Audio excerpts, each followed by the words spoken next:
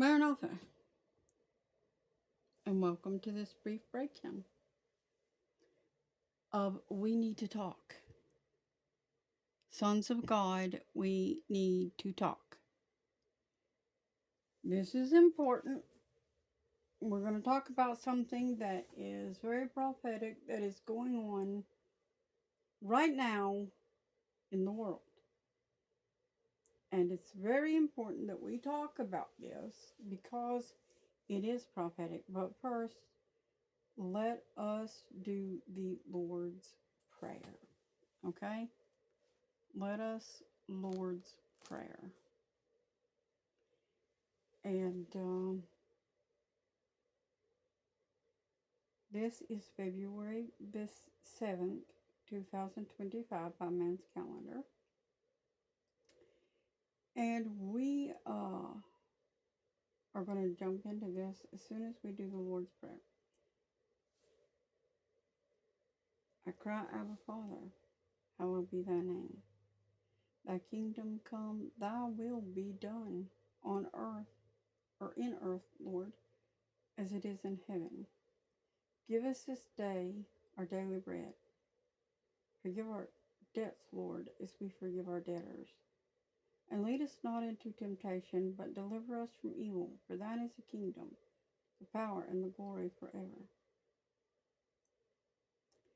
So, with this said, let us get into this. I'm sure by now most of you know about what's going on in Gaza. And we're going to speak about that a little bit. I wonder how many actually realize, though, the significance and prophetic significance of what is going on in Gaza.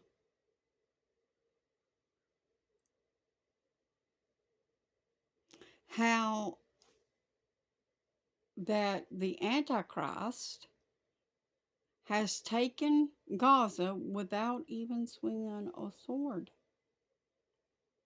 Came in as a peacemaker. And says, here, I'll protect you.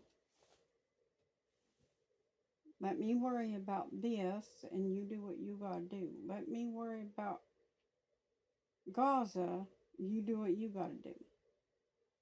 I mean, how else is the anti-guy going to be worshipped as the actual guy unless he comes and brings peace to the Middle East?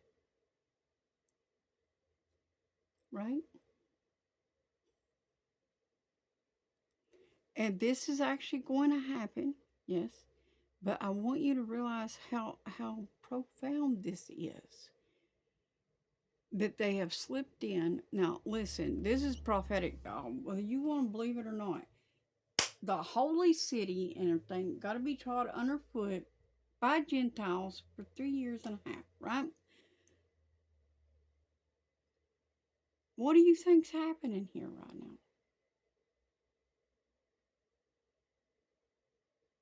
What do you think that's getting ready to take place here right now? Do you think that Gaza is the only place they're going to fan out over? I certainly hope not. I hope you are awake and alert enough, sons of God, to understand the biblical significance of the fact that this has happened. The anti-guy has taken Gaza and and he's also supplied Israel with the mother of all bombs, right? So they're saying. And why do you think that has occurred? And even going to send troops? Possibly. Check the comment section on the Facebook post for more pictures of news clips about this.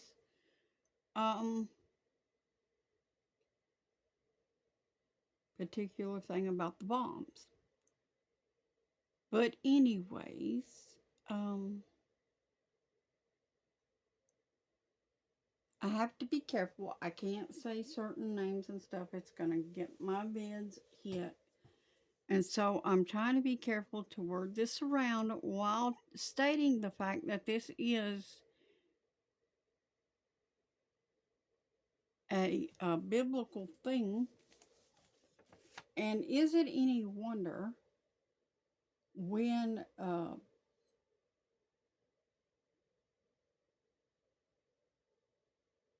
they're trying to do the star door?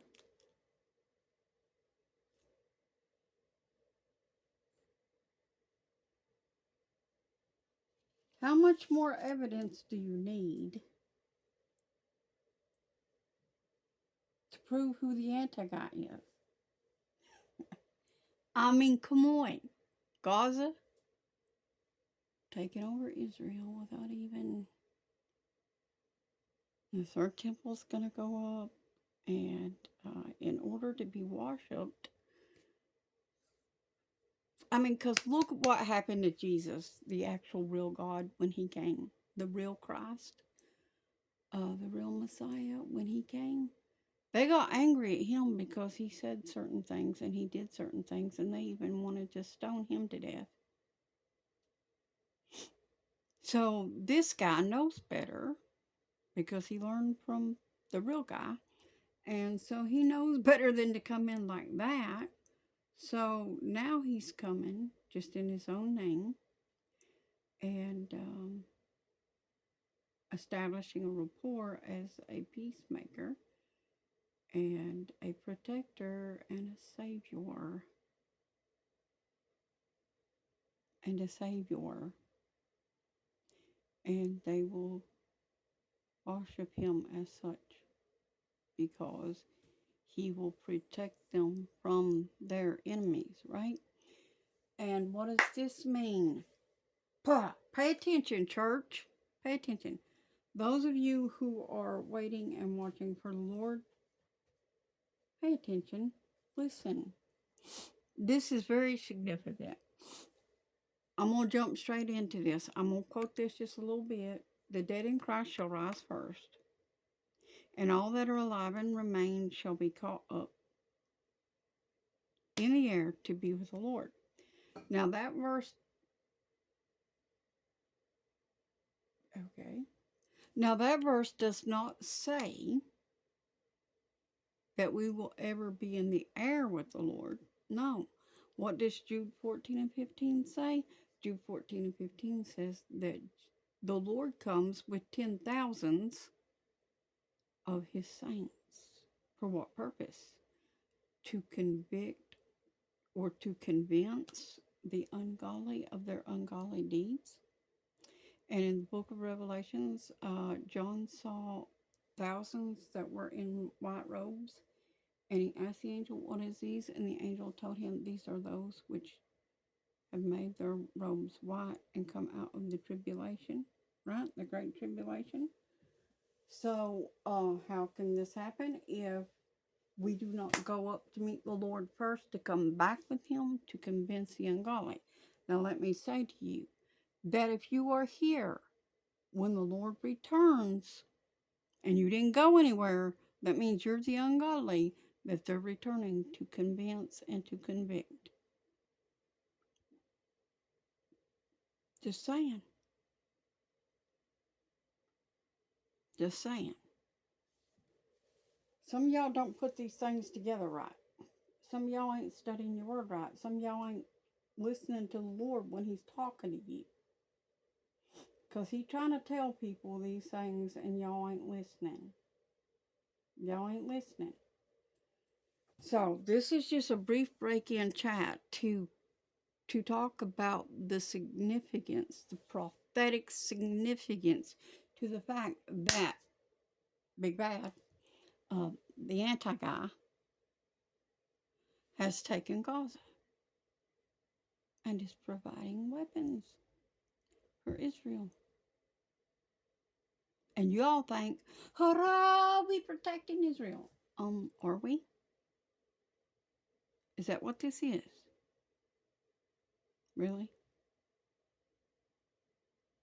What does the Bible say? The Bible says that all nations will turn their back on Israel, right?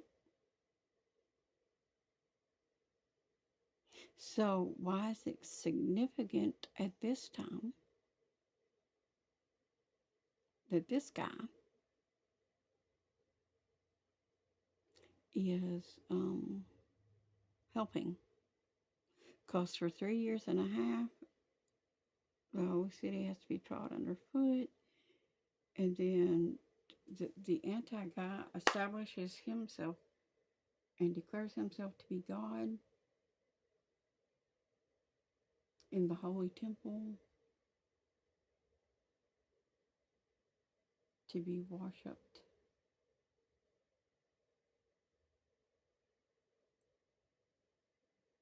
These are significant signs that the Lord's return is soon. These are very significant signs that the Lord's return is soon. Are you really paying attention? Again, this has just been a brief break-in. We will get back into in the beginning and in the end. But when you think about it, this kind of does go with that a little bit, because this is signs that we are in the last days, and this is very significant. It's a very significant sign of the times we are in.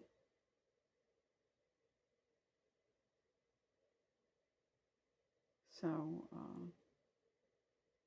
I hope that the bride of Christ is preparing herself, because the Lord is coming for a bride who has made herself ready.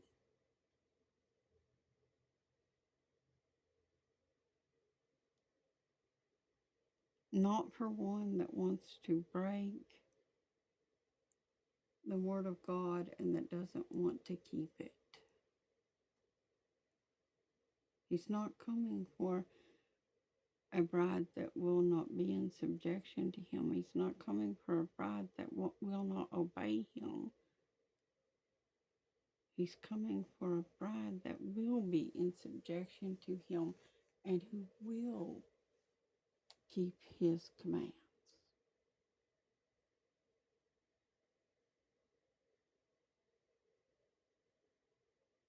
So, my advice to you is to repent and be baptized in the name of Jesus, every one of you, for the remission of your sins, and seek ye the Holy Ghost. Acts 2:38. Acts 19:1 through 6. In keeping these and being baptized in the name of the Lord Jesus, you have complied with Mark 16:15 and Matthew